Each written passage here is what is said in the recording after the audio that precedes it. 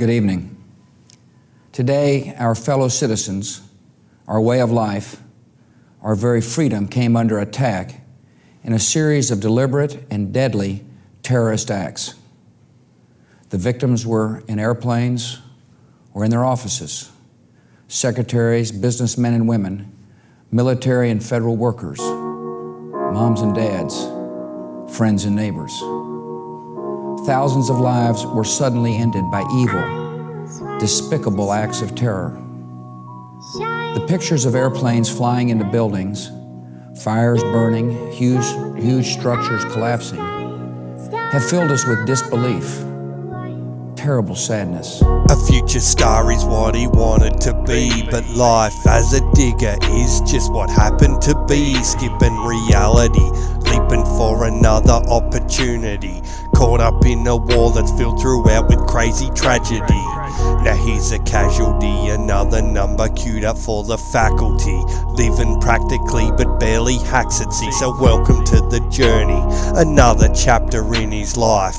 This book ain't finished, man, he's barely even started to write. And despite the fact that he's still alive, on the inside we all know he's ready to die.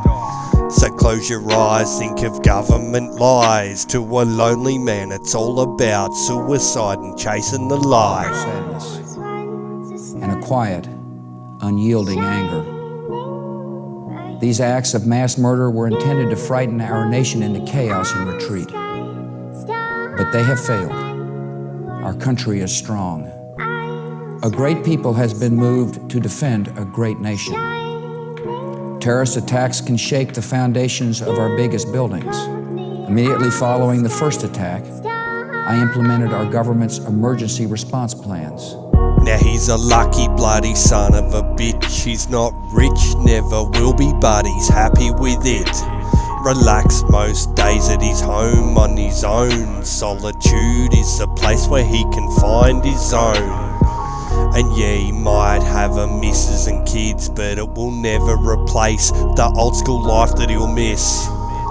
I'll leave it open to your own interpretation, but there ain't no imitation for the whole that's been left vacant from the place that once was taken by his former occupation.